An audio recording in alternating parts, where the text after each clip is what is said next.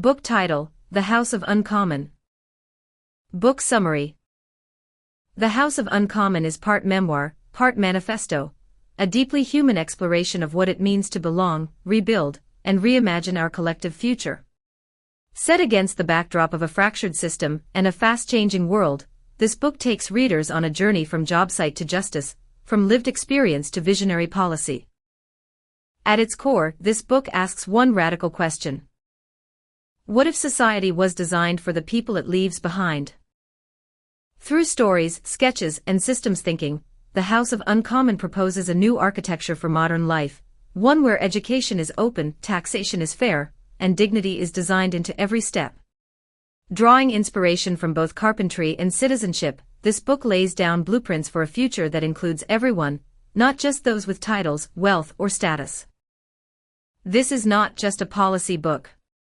It's a builder's notebook for nationhood, written by someone who never planned to write a book at all, but couldn't ignore what needed to be said. For anyone who has ever felt out of place, underheard, or overburdened by bureaucracy, The House of Uncommon offers both a mirror and a map. TOC located at the end of this thread. Part 1: The Theater of Power. Chapter 1: Laughter in the House. The cameras always make the chamber look larger than it is. From the public gallery, it's barely the size of a school gymnasium, green benches arranged like two opposing trenches, the air thick with the scent of paper, coffee, and tension. The speaker sits high at the center, black robes, powdered wig, gavel ready. On television, the effect is dignified; in person, it feels more like a stage. The session begins with ritual. Members rise, call out, "Mr. Speaker," as if invoking an incantation, and take turns performing outrage or defense. Each line lands to practiced applause or jeers from their own benches. The script never changes: accusation, denial, counteraccusation, procedural delay. When one member stumbles over figures in a budget report, hundreds of millions spent, millions missing, the speaker chuckles. Laughter ripples through the room. From the gallery, a few visitors shift uncomfortably. They've come from small towns or suburban ridings, expecting gravity. Instead they find levity. Somewhere outside these walls, that unaccounted spending might mean a delayed hospital wing, a cancelled housing program, a cut scholarship. Here, it's a punchline. The visitor's reaction, shock, maybe sadness, is the beginning of this book. It's the moment when the democratic stage reveals itself for what it has partly become, a theater of power whose actors mistake applause for accountability. The ritual and the mask. The design of Westminster-style politics is theatrical by intent. Its founders understood performance, order through ritual, hierarchy through costume. The mace, the wigs, the titles, right honorable, order, were meant to civilize conflict. In the 17th century, that formality separated debate from duel. But over centuries, the ritual hardened. The mask became the face. Political scientists describe the chamber as a competitive performance arena.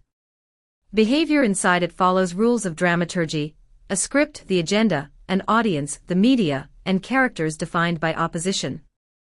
The incentive is not cooperation but spectacle. Success is measured in headlines, not harmony. That's why laughter, jeers, and applause aren't slips, they're signals. They tell party members where the tribe stands. They tell cameras when to cut. The speaker's humor is part of the choreography, the safety valve that keeps a day's worth of hostility from exploding. Within the chamber, it reads as control; outside it as cruelty. Empathy lost in translation. To citizens, the laughter sounds heartless. To politicians, it sounds routine. This is the gap that defines modern politics, the difference between what behavior means inside and how it looks outside. Psychologists call this situational drift. Within closed systems, norms evolve until abnormality feels ordinary. A surgeon cracks jokes during a tense operation; a firefighter eats lunch beside the ashes of a home. It's not callousness but conditioning. Yet in politics, that same detachment erodes trust because the victims of failure are still alive to watch the show. The people in that chamber are not monsters, they are professionals caught in a loop of incentives that punish sincerity. Show anger too early and you look weak. Show compassion too late and you look manipulative. The safest posture is ironic distance, so they laugh. From deliberation to performance. Political historian Bernard Crick once wrote that democracy is government by discussion.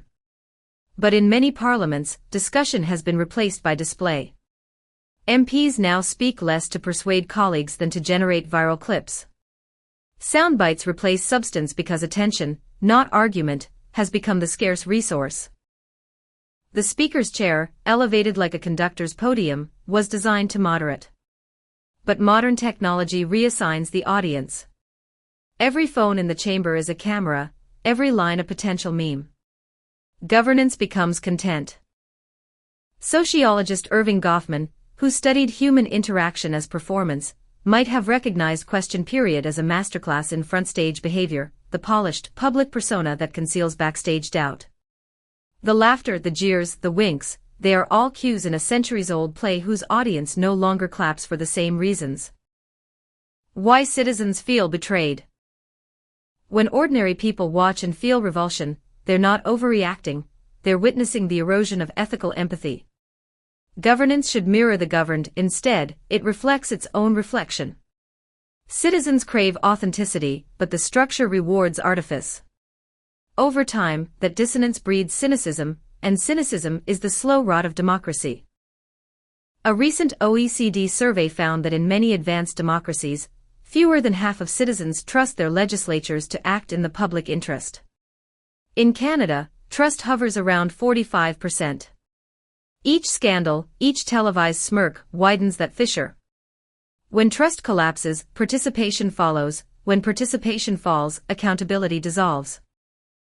The tragedy is cyclical. Detachment breeds apathy, which breeds further detachment. What the laughter reveals. The laughter that echoes through those walls is not always joy.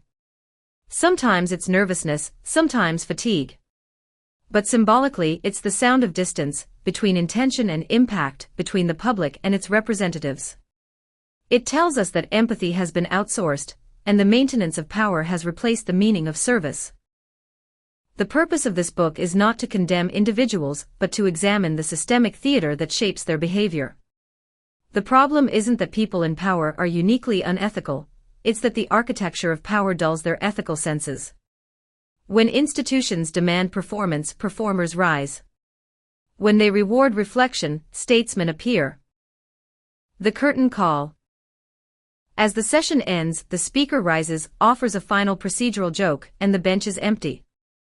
Outside, the air smells of rain and exhaust. A few tourists snap photos. Somewhere beyond Parliament Hill, a nurse finishes a night shift, a teacher grades papers, a mechanic closes the garage.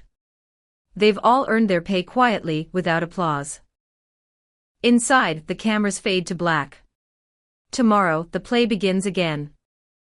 Closing reflection. Democracy survives not on the rituals of its chambers, but on the conscience of its citizens. The laughter in the House is a mirror.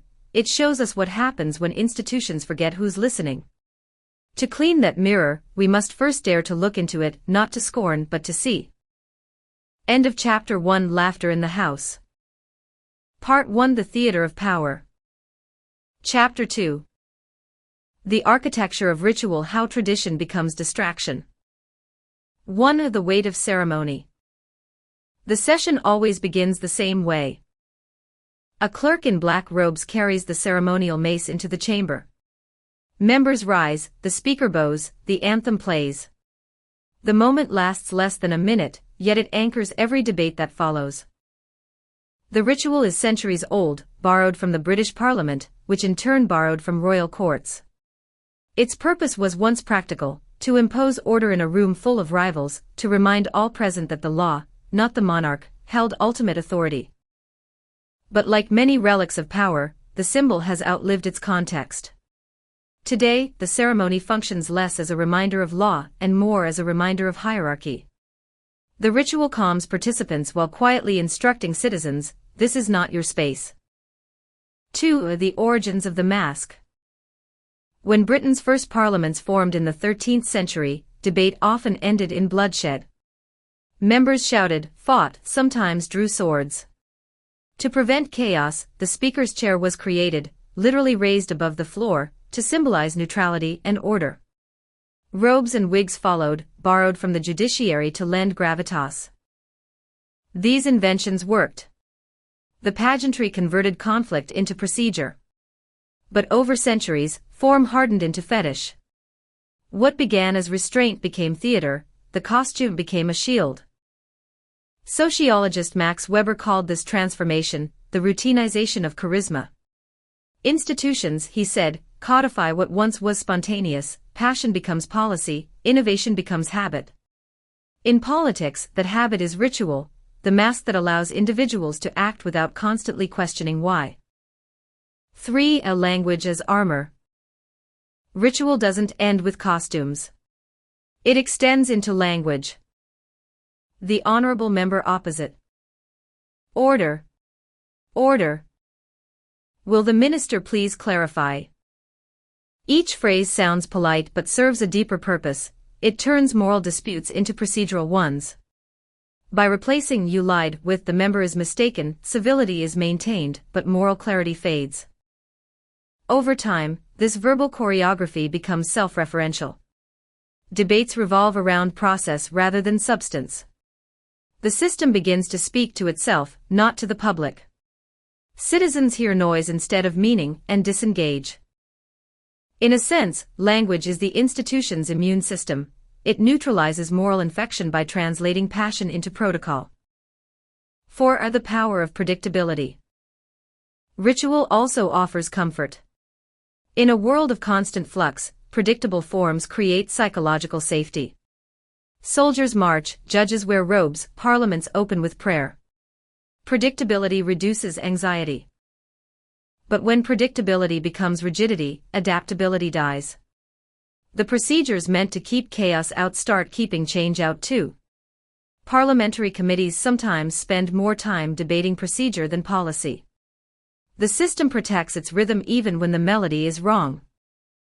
Political theorist Hannah Arendt warned that bureaucracy is the rule of nobody, a structure so fixated on its own continuity that accountability vanishes inside it.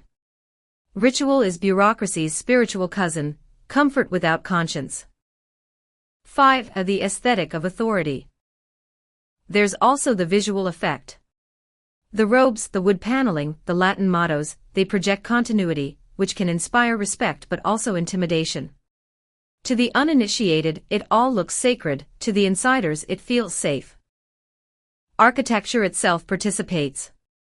The chamber's opposing benches, barely 2 sword lengths apart, were designed to remind members that debate should stop short of violence.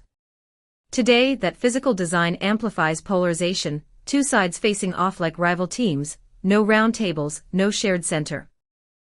Buildings, like rituals, teach behavior. Sit in opposition long enough, and opposition becomes identity. 6. Corporate and judicial parallels. Parliament is not unique. Courtrooms and corporate boardrooms share the same grammar of power, elevated chairs, controlled speech, scripted etiquette. Each environment demands a performance of authority. The purpose, again, was once noble: discipline, impartiality, professionalism. But these rituals can also depersonalize. The robe or suit becomes a moral firewall. I am not cruel, I am performing duty. This is why scandals across institutions, political, financial, religious, share the same texture, polite language wrapped around ethical failure. The uniform says, "Trust me." The behavior says, "Don't look too closely." 7. Ritual as distraction. When tradition becomes performance, it distracts from accountability. Ceremonies consume attention that could be spent on substance. Legislatures stage pageantry while budgets vanish into audit reports few read. Citizens see ritual precision and mistake it for moral precision. The paradox is cruel: the more ornate the ceremony, the more fragile the credibility. Excessive symbolism often signals a deficit of trust.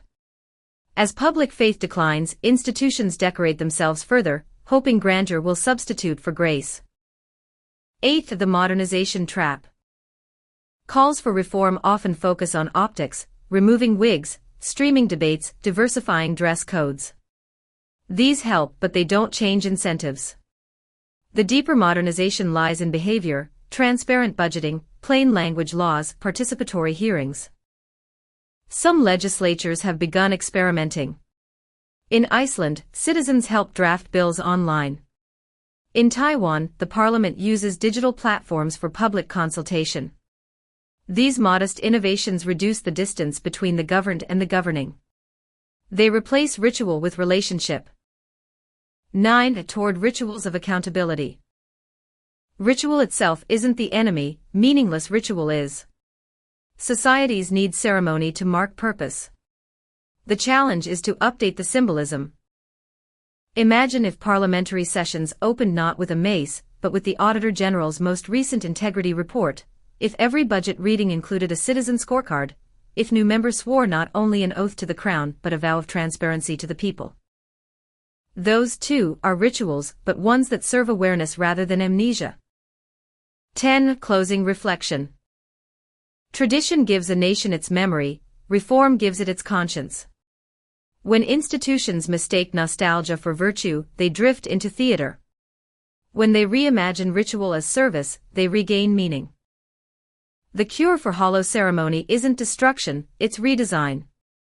Democracy doesn't need fewer rituals, it needs rituals that remind everyone why they're there. End of Chapter 2. The Architecture of Ritual, How Tradition Becomes Distraction. That chapter unpacked the economic and psychological forces, campaign funding, media cycles, party discipline, that quietly shape ethical drift.